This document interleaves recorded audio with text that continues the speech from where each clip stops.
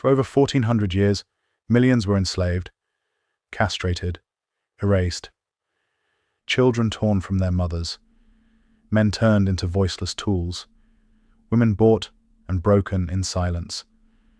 While the Atlantic slave trade haunts the Western conscience, another empire of human suffering thrived, hidden in the folds of history. This was not just slavery, it was cultural extermination, perfected over centuries, its architects building formulas for annihilation. Why does the world barely speak of it? What truths lie buried in blood-stained archives no one dares to open? This is a history the powerful hoped you'd never uncover. From the 7th century's Arab conquest to the twilight of the Ottoman Empire, a shadow stretched across continents, its reach far surpassing the Atlantic trade's infamy. This was the Islamic slave trade, a 1400-year enterprise that enslaved 17 million Africans, raised ancient cultures, and engineered suffering with bureaucratic precision. Unlike the plantations of the New World, this system left no descendants to mourn its victims. Its design ensured erasure. Ottoman archives, Islamic legal texts, and archaeological graves whisper of its scale. Yet modern curricula shun these truths, deeming them too dangerous to teach.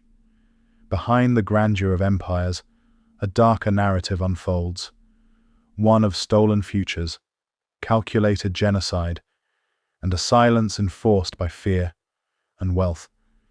This is the story of a Holocaust, hidden in plain sight, its horrors demanding revelation. For those drawn to history's darkest corners, subscribe, like, and comment to join this journey into a past deliberately forgotten. In the villages of the Balkans, church bells tolled not for worship, but as harbingers of dread. From the 14th century, the Ottoman Empire's devshirme system, a cold machinery of child theft, descended upon Christian families, claiming boys aged 8 to 18 for the Sultan's service. This was no chaotic plunder. It was a bureaucracy of despair, its protocols etched in manuals as precise as any modern ledger. Officials, flanked by Janissary soldiers, marched through hamlets, inspecting boys like livestock. Teeth examined, muscles tested, minds probed with puzzles to select the finest specimens. A Serbian mother's plea, in 1515, offering her village's wealth, was met with a laugh. Her son, deemed more valuable than her world, vanished into the empire's maw. The psychological wound was as calculated as the selection. Boys were torn from their homes, stripped of language, faith, and name, then forged into elite janissaries, soldiers who would one day wield Ottoman blades against their own kin. Consider Sakolu Mehmed Pasha, born Sakalovic, seized at 10 from his Serbian village. His mother's bread, offered for his journey, was crushed under a soldier's boot. 4 decades later, as Grand Vizier, he led campaigns against his homeland. His childhood erased save for a bridge on the Drina, a monument not of nostalgia, but of conquest, easing the path for more child raids. Such was the system's genius. It turned victims into instruments of their own people's subjugation. The toll was catastrophic. In Guye Podinje, 1463, every boy was taken, leaving fields unploughed and family lines severed.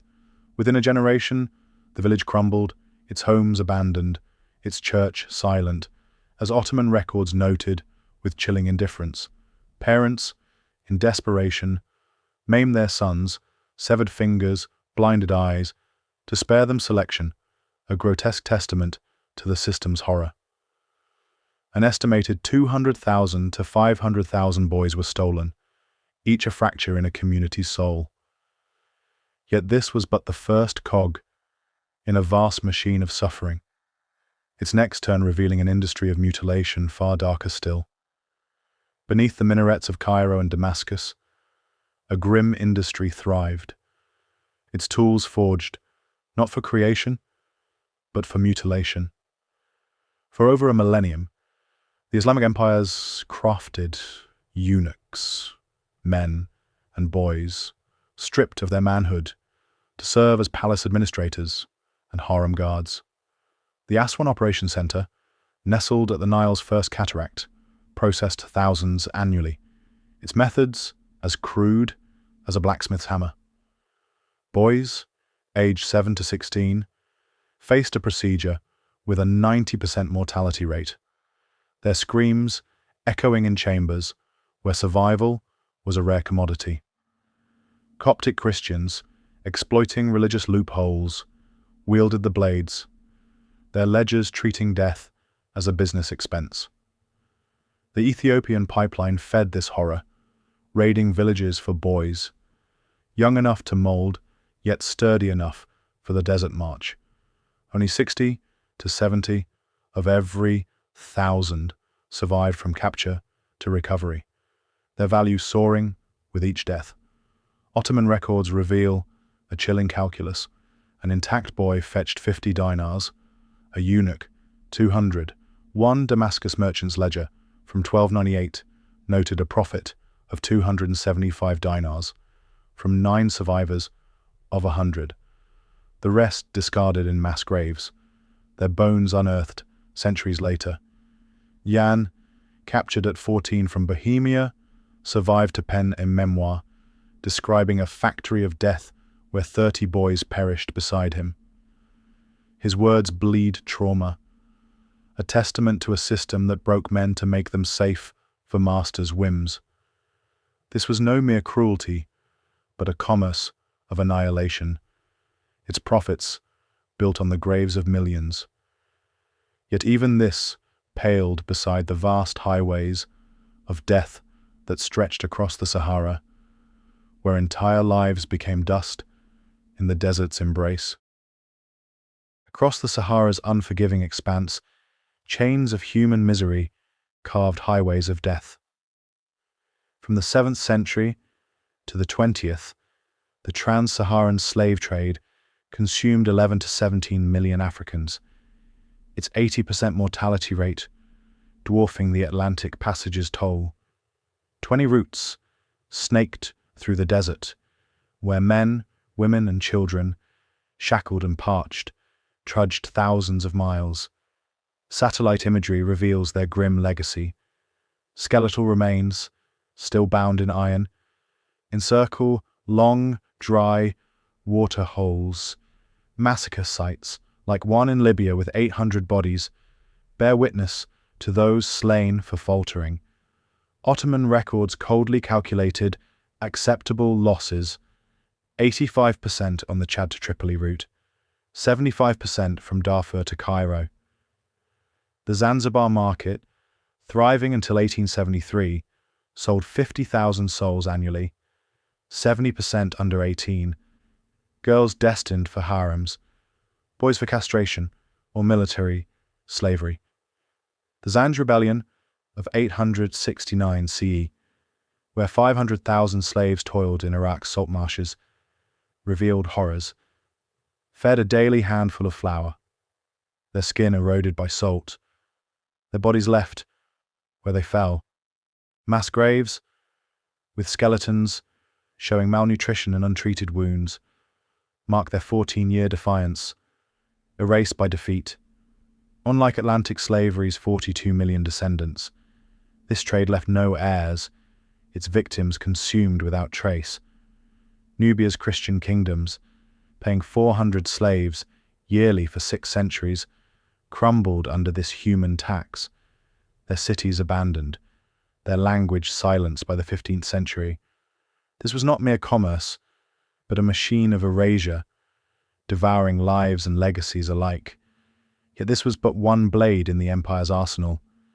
An economic warfare, more insidious still, awaited to crush entire civilizations with the weight of coin and conquest. In the shadow of conquest, a subtler weapon wrought destruction, taxation as genocide.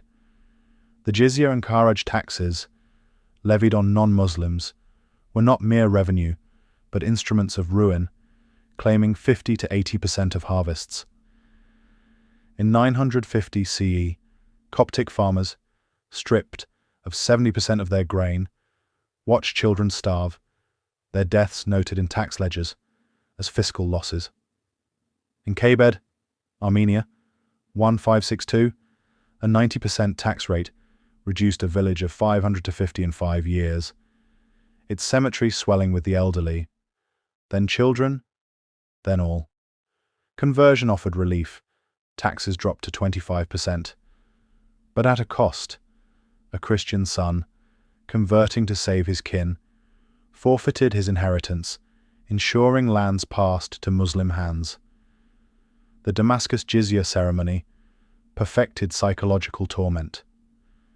Men, kneeling, endured ritual blows to the neck, their subjugation performed before their sons, who learned conversion was survival. The Andalusian Jews, from 711 to 1066, faced escalating taxes, 35% to 85%, until massacre and expulsion erased their community. Zoroastrian Persia's fire temples, burning for millennia, were extinguished. Their priests slain, their Avesta texts burned. Coptic, the tongue of the pyramids, faded as Arabic smothered public life, its last speaker dying in the 17th century. Nalanda's 9 million books burned for months in 1193, Buddhist monks perishing with them, Afghanistan's Buddhist legacy reduced to rubble. This was no accident but policy. Civilizations deleted, their memory buried under mosques and silence. Yet a darker horror loomed, where women, stripped of names and futures, faced a system of dehumanization unmatched in its calculated cruelty. In the gilded cages of imperial harems, a final horror unfolded. Sexual slavery woven into the fabric of empire. Across 14 centuries, 10 to 15 million women, 1.5 million in the Ottoman realm alone, were reduced to chattel, their lives erased by a bureaucracy of rape. The Crimean port of Kaffa trafficked 20,000 women yearly, girls aged 12 to 25 sorted like wares, Slavic prized, Circassian coveted, African cheapest. Ottoman ledgers chillingly noted, received 12 Circassian girls, ages 13 to 16, good health, intact.